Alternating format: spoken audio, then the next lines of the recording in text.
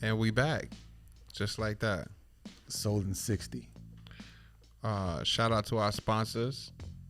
Factual Film Studio. If you need to rent studio space to do a podcast, a video shoot, or headshots, contact Factual Film Studio. Their link is in the bio. Awesome. Shout out Richardale Real Estate School also. Absolutely. If you're looking to get your license, or you need continuing education, or you want to get the broker's license, their link is in the bio. For sure. I love it. Yeah. So check it out. What I want to talk to you today about,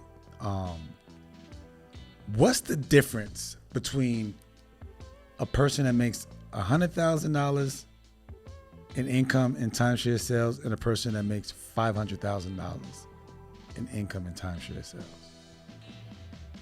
What's the difference as far as work ethic?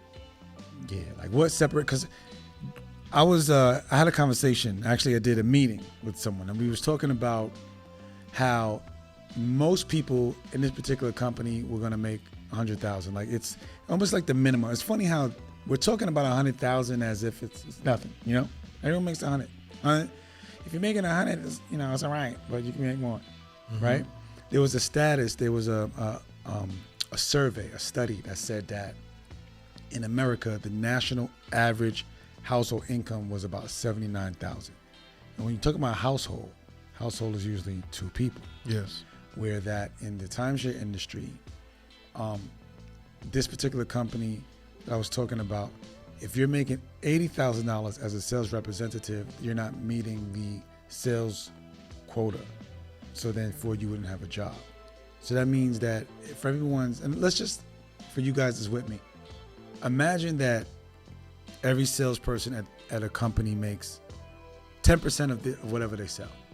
So that means you have to sell $1 million in sales to earn $100,000. That's gross, right? So if you're making any less than that, you wouldn't have a position at that company. So the conversation was saying that $100,000 is light. That's what everyone's going to make. But in that company, that let's say they have 100 reps, out of 100, 30 of those reps were going to make $210,000. Now, $210,000 is what 10% of the households in America make, right? And then the top 5% of families and the households, they make $343,000. And that particular company had about 15 reps that were going to make at least $343,000.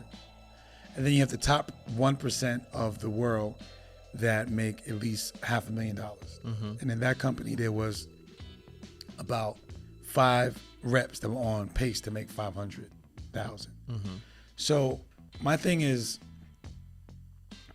my statement was that even if you're making $100,000, you don't need $100,000 to live on. Most of us don't, right? We more money, more problems. You make money, you want to spend more. I get it. Yeah. But so a person that's making $100,000, they should have disposable income that they can use for other things, other investments, other moves that can also generate income. So my message was saying that if you're doing 100 and your goal is to get to the next level, which is 200, you can still use the funds that you're getting to get into the bracket of the 300 and the 500 if you play your cards right with your money. So that's pretty much what I was, talking about. So what I'm saying is, we have a tendency in a fast-paced, a fast money-making environment is when you get it, you spend it, and you buy more expensive stuff, and you buy a bigger house. And if you look back at was it called the Great Recession? Or when was it, 2008, 2009? Yes. A lot of people lost a lot because they were splurging. I've heard the stories. Now, I came in the timeshare game in 2012. So I was able to talk to, there's some greats. Wait till we get them up here. Yeah. There's some greats that I know their name, and there's some greats that I met. And I would love to I'd love to name drop them now, but I guess that would be a spoiler. But there's a few that I spoke to before I even got in the game or heard about. Or if I talked to them one-on-one, they told me about how the money was flowing. Have checks everywhere. Checks they didn't even cash. Back then, they wasn't getting direct deposit. They was getting paid in checks. Yeah. But, parties, money everywhere. I heard the stories. Yeah. But I also heard the downfalls. You know, not every timeshare company takes out the taxes on the money that they earn. Yes. So if you get that gross income, if you don't manage it, you have tax problem.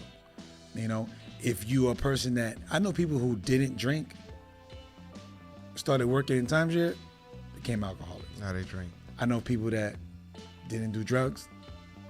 Maybe they did do drugs before they worked there, but they just got bigger, deeper into that and then fell off. You know, people went in there happily married. Yeah. And that was a whole nother story. For sure. So it seems like the industry, if your head is not right or you get misled or you go the wrong, you can fall off. But what I'm trying to say is that if you get into the business and you start getting fast money, even if you're not up there with those people, if you can still use that money to open up other opportunities. So that was the, the message. But the question was, like I asked you, what's the difference between a person that's doing 105? Like you said, is it the work ethic? Yeah. Well, first of all, backing up a little bit, you mentioned some companies take the taxes out, some don't. So when you make 100,000, 100 is not really 100,000. You know, if you really want to clear 100,000, you got to make 130. In order to clear 100,000 or whatever the case may be. And then I want to ask you this: do you prefer your taxes taken out of your money, or do you prefer putting the money to the side yourself and having the discipline to pay the IRS back at the end of the year? I prefer having it myself so I can do what I got to do with it. Meaning, I get the control when and how I want to pay those quarterlies and stuff like that. But it takes discipline. I didn't have discipline when I first started. Mm-hmm. You give me $1, I'm keeping that whole $1. I just made $1, I'm spending that whole $1. Yeah. I wasn't taking out a quarter. Yeah. You know what I'm saying? So I learned the hard way. Even though I was warned, I learned the hard way. I think we're all warned. You give me all my money? I'll take care of it later. But I learned. So going forward, now that I'm in a different position where you have accountants that can help you out, I manage it way better because now you have experts. That's what they specialize in, so they tell you how to manage your money. But when I first started, knucklehead ready, you give me all my money. I want it all. Yeah. And then I'll pay them when I'm ready. Yeah. But they want their money. Mm-hmm. You know what I'm saying? Up front, in a lump sum. Mm-hmm. So I learned. But if you're going to get into business and you have the opportunity, my advice to you, don't follow me. My advice to you is have them take it out. Some companies will take it out. Some companies will let you do a deferment where from each commission check, you can ask how much you want them to defer, and then they'll give it to you on a quarterly basis. And from that point on, then you pay your taxes. Yeah. Yeah. I think I prefer, obviously everybody would want it up front, but just to make things easy, just so you don't ever find yourself in a pickle or a jam, just have them take the taxes out. Have them take the money out. Don't worry about it. Yeah. You'll be good.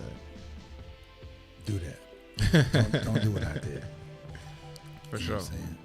But yeah, so what's the difference between a $100,000 rep and a $400,000 rep? Man, obviously, well, I'll tell you this. I don't see new reps on the higher scale of that pay. So in other words, I see more experienced reps making the $300,000 and the $400,000 a year, and I see more of the new reps obviously on the lower end of that pay scale. I don't know. Have you seen a new rep just come in the game and start cracking $300,000-$400,000 a year? I have. Really? Yeah. I know a lady that was probably making, I don't know, $12 an hour as a security guard. And once she got into the game, she was fortunate. This person didn't even hardly speak English. You know what I'm saying? And I hired her, right? And I remember encouraging her because I know a few people from Venezuela that were great. Rest in peace, a woman named Tanya Creek, one of the greatest in the industry. I remember Tanya, yes. Rest in peace, Tanya. She didn't really speak good English, but she was a beast. You know what I'm saying? A lot of people come from other countries and learn English here in live, There are those success stories. I've seen people come in new, learn the game, and then hit good numbers. I did This particular person I'm talking about didn't hit the 300, but she definitely did a drastic 180 from what she was before. Definitely, yeah. You know what I'm saying? Yeah. So, and she was, moving. And of course, you don't always come out the gate, but some people you do, you hit it, you learn it. And not for nothing, some have come from other places. Yeah. And then just figure it out and then do good. But anything is possible. Anything is possible. For the most part, like I have a buddy who just reached out to me today and was like, when do I cross this line? And my reply was, you just got back in the game. Mm-hmm. So you got to be patient. You know what I'm saying? It comes with experience. It comes as you keep going. But I think the difference between the person that makes 100 and 500 is just discipline. Mm-hmm. I've seen people work on their days off. It's what's done in the dark, yo. It's like, I don't watch, you probably play basketball. Yes. Kobe used to practice before practice. Yeah. Right? There's some people that role play, they practice, they work when no one else is looking. The resort, I've gone to because we shoot content. Mm-hmm. We were up at the resort shooting content, and I see this rep working, making phone calls, booking appointments. The resort is closed. Yeah. But that's what a top person would do. So I think the difference between the person with 105 is discipline, also the mindset. You know what I'm saying? If you're passionate about hitting your goals, and you're gonna do what it takes to hit that number. Yeah. I mean, I know some reps that they don't role play, they don't train. They go to work, they clock out. Once they clock out, it's over with. They're not doing anything in their life to make themselves better at work. And it takes role playing, and it takes waking up earlier, and it takes going to sleep later, and it takes studying, and it takes mastering your pitch and rewriting your pitch, until you get it right. So yeah, some people just wing it. I know some people that don't do no training or nothing, and they get a couple deals here and there, and it's enough to pay their bills, and they're happy. They're not striving for greatness, if you will. They just want their bills paid. Yeah, I guess it depends on like listen. Again, we talking about 100,000 like it's light work. You know what I'm saying? Like, some people. You know my story. Mm-hmm. My story was I was in New York. I don't know what I was making, but it was at least maybe like $60,000. This is 2011. My buddy calls me and says, "Yo, is you making at least $70,000?" I sit there and calculated in my head while I was on the phone. I said, "No." He said, "Yo, you need to come out here right now, get your real estate license. I can get you in." So that 70. You know what I'm saying, was what I was like, oh, shit, if I could do better than what, because when I was doing the 60, I was multitasking. Yeah. I was working at a law firm doing collections, and then I had the film business. You know what I'm saying?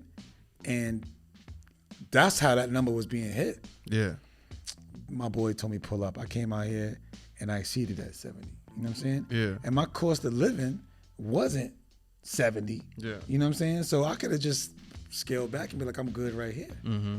But I think that when you look and you see someone's doing 500 and they pull their pants up just like you do, one leg at a time in the morning, and they wake up and your swag is better. Yeah. You know what I'm saying? You like, you know what? I'm about to smoke this person. They ain't no different than me. For sure. So that's, I think, friendly competition when you work at a resort and you look who's number one, who's the top 10, and that's what drives you to say, because they ain't no different than me. That's true. But how do you get there? You got to study your opponents, right? You got to study your competition. Yeah. A boxer watches his competition and watch how they fight. Football players, they have those scouts that look at the other teams and how they play and what plays they run. How they run their defense and their offense. So the same thing.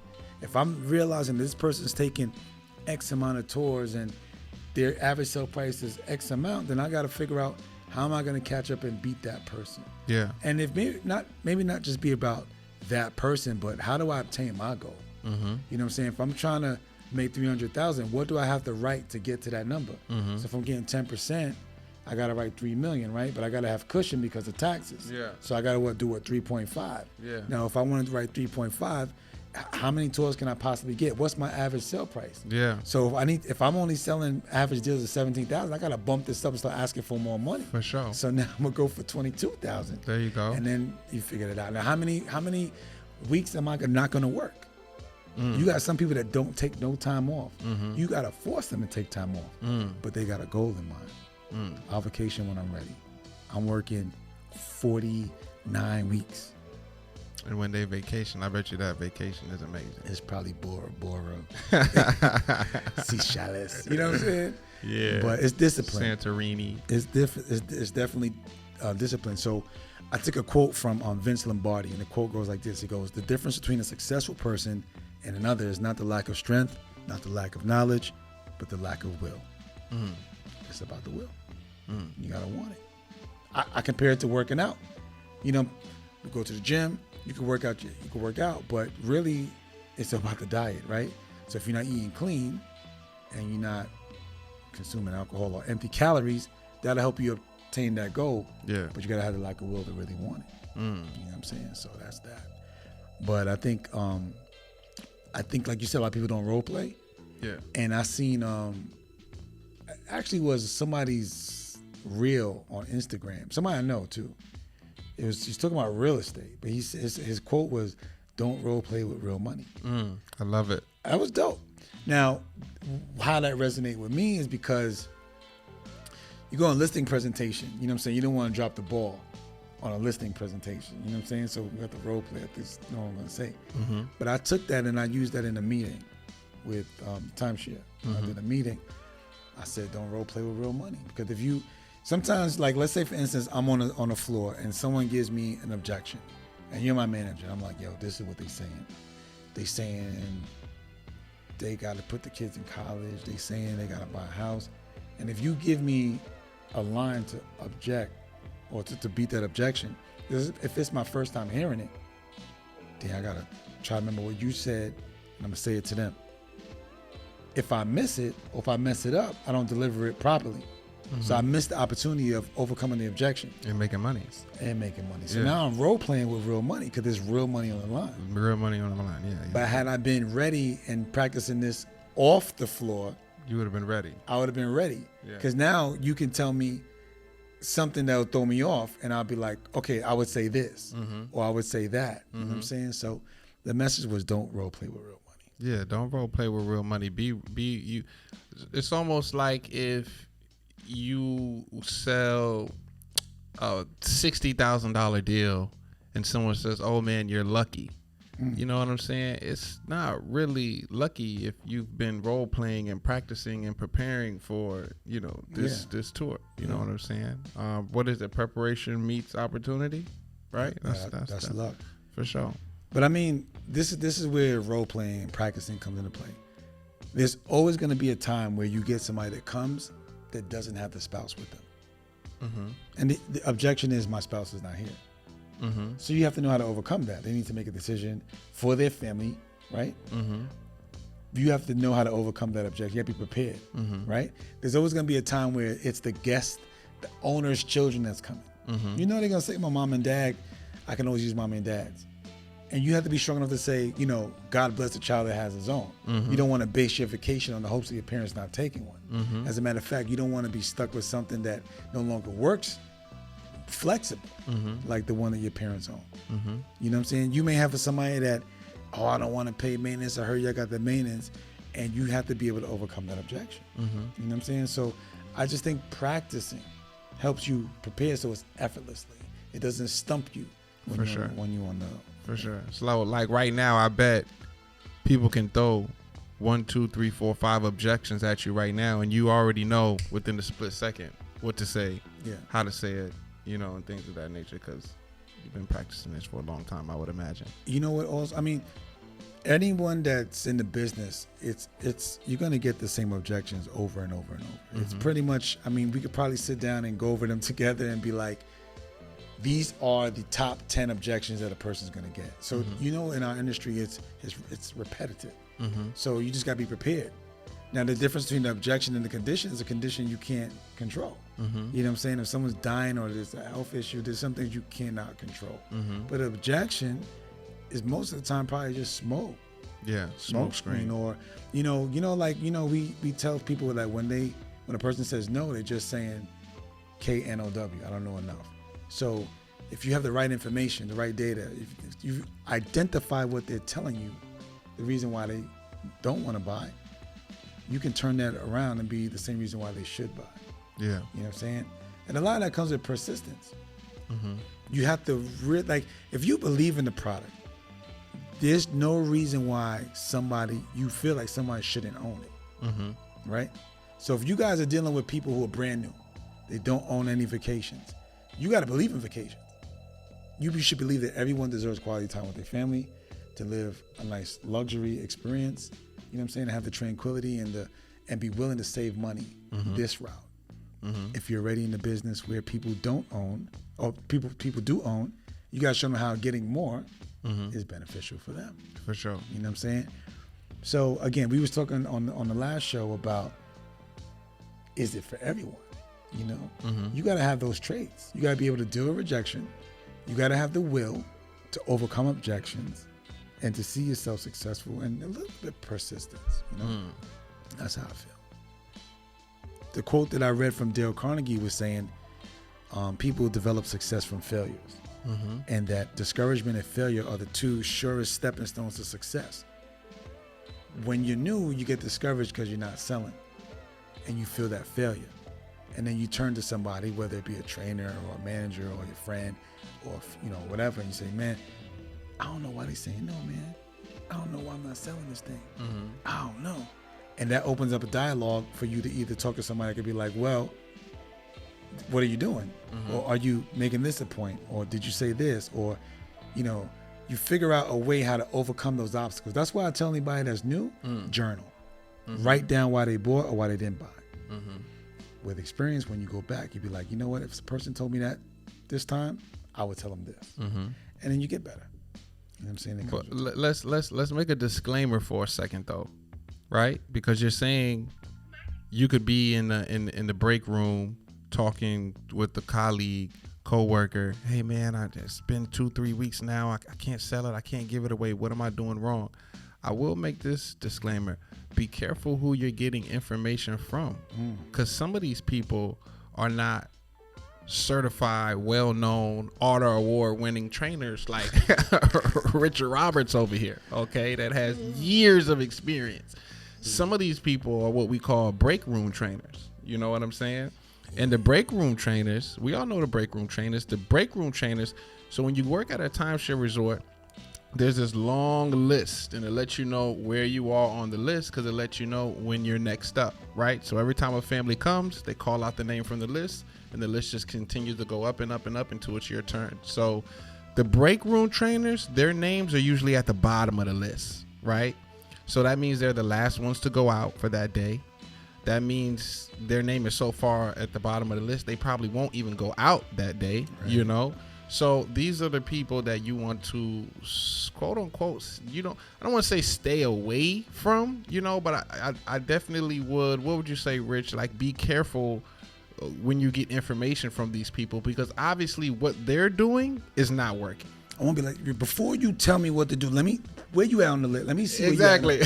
What's your VPG? Yeah. Numbers at? Find out, you know, because if you got someone, now the trick to this is, when your name is at the bottom of the list, obviously you're not going out. You're in the break room giving out advice on what that your salesperson should have did, right?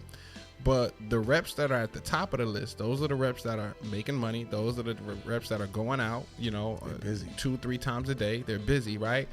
But those are the reps that are the hardest to get in contact with when it comes to getting information. Like, hey man, can you help me out with this? Or I haven't sold in 3 or 4 weeks. Can you share with me some things that I'm doing wrong? It's hard to get in contact with those agents. They ain't got time for you. They don't have time for you. They're making money. You know what I'm saying? So now it's like, okay, well, I don't want to talk to the people at the bottom of the list. I can't get in contact with the people at the top of the list. Who do I talk to? I guess the people in the middle, I should probably talk to them and see, you know what I'm saying, what's going on. But yeah, be careful who you get your information from. Definitely. Yeah, I think that can throw you off, and you start changing things and just put you in the gutter.